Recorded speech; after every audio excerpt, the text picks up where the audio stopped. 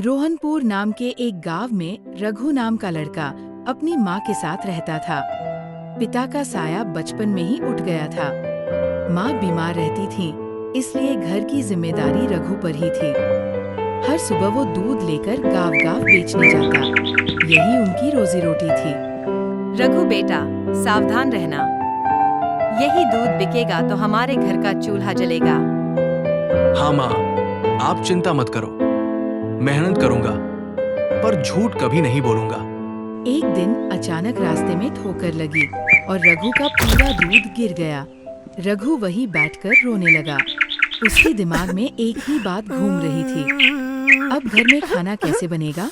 अरे, सेठ से कह देना कि दूध चोर ले गया, वरना वो तुझे पैसे नहीं देगा। हाँ, कभी-कभी झूठ बोलना भी जरूरी होता है। नहीं काका, अगर मैंने झूठ बोला तो माँ की दुआ कैसे मिलेगी?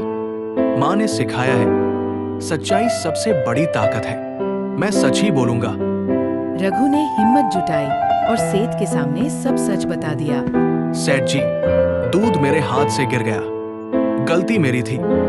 क्या मतलब तूने मुझे घाटा करा दिया? तुझे पता है एक एक बूंद दूध कितनी कीमती होती है।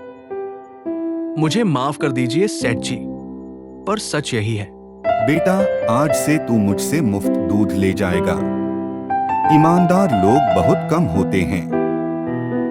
भगवान तुझे आशीर्वाद देंगे।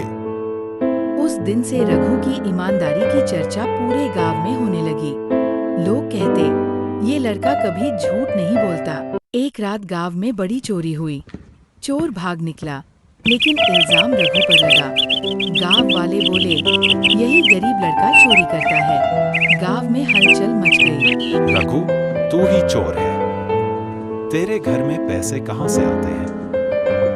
नहीं काका, मैंने कुछ नहीं किया। अगर मैंने गलती की होती तो मान लेता, लेकिन झूठा इल्जाम से नहीं सकता। मेरे बेटे ने चोरी नहीं की, वो झूठा नहीं हो सकता। गांव वाले रघु पर शक करने लगे, लेकिन तभी असली चोर पकड़ा गया और सबको रघु की ईमानदारी पर यकीन हो गया। गांव वाले शर्मिंदा थे कि उन्होंने एक मासूम पर शक किया। सेठ ने पूरे गांव के सामने रघु को गले लगाया।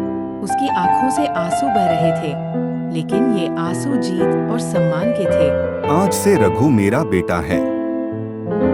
ईमानदारी सबसे बड़ी दौलत है। जिसके पास ये है, उसके पास सब कुछ है। माँ, आपने सही कहा था, सच बोलने वाला कभी हारता नहीं।